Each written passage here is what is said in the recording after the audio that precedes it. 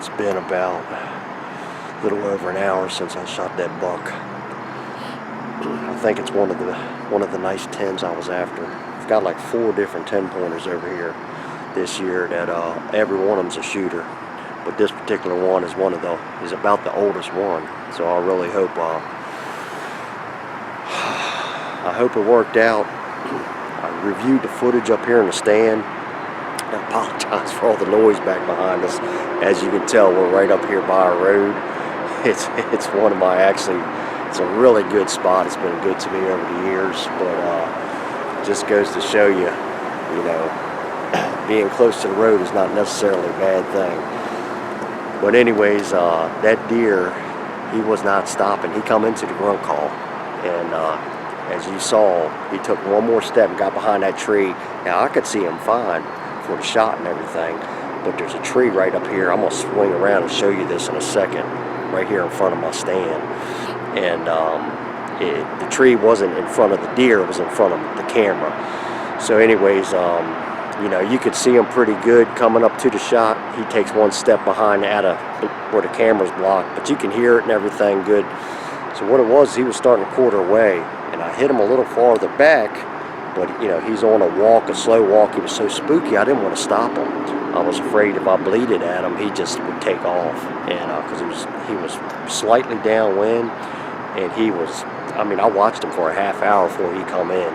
He was over there on some does, but that grunt call's what brought him in. And he stood down there for a good while. I don't know if I got that on camera or not yet, but I think I got some of it. But he stood down there looking up here, was expecting to see that buck that was grunting. And he's a slick sucker, but I already jumped down and grabbed the arrow because it was bugging me.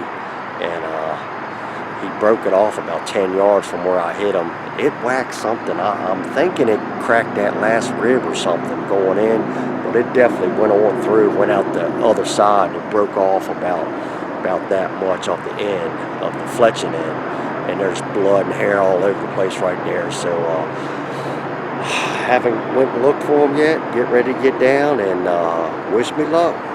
East Coast Bucks 2020. What is it, 2022? And be back to you guys here, hopefully with a big old 10-pointer.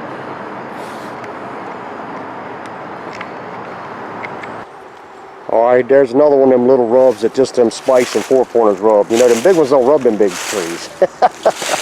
As you can see, you can pick up that little spot of blood right there. He probably just did rub that last night. Either that or one of them spikes rubbed it. But look at this blood right through here. I mean, I seen the shot. He was quartering away about 28 yards. And I thought I heard him crash over here. It's been about 2 hours. Okay, I marked these logs here. This is about where I could see, the furthest I could see out of the stand. He kind of stopped or stumbled here. Oh yeah. Well, now I see why. He had to shed that carbon shank right there. You know, I go back and forth between fixed blades and expandables, but I'm going to tell you right now, you place them expandables, that's a Schwacker, of course, and I've shot quite a few of them. When you place the shot right, it don't matter, guys. It really don't.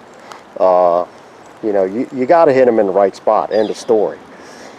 But anyway, so that he broke that arrow. That's what he was doing over here. I mean, I don't think he intentionally broke it. He broke it as he was going over this log. But he's got to be right up here. Oh, look at that blood down through there. All right, I'm going to sneak up here real quick because I don't think he's too much farther. So I'm going to be quiet here for a second. All right, yeah, you can see this stuff here. This is where I heard the crash. Oh, that's what I thought I seen down through there. Kind of give y'all an indication. Even though it might look opening in some of these spots where I shoot some of these bucks, usually I'm not far from just a gnarly thicket. And I think that's a big old white belly I see over there. I'm pretty sure that's that 10 I've been after. Well, one of them. There's like 2 other ones in here that are shooters as well. But let me see if I can get over there, get a little closer, get a better look at him. Yeah, that's a big old body deer too. There he is. That's the one I thought it was. Big old East Coast Bucks 10-pointer. Wow, just a nasty day. It's already getting real warm.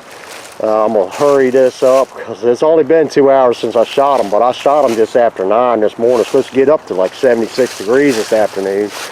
It's probably 70 right now. East Coast bucks. This is the one I was after, one of the ones I was after. Just a good solid 10-pointer.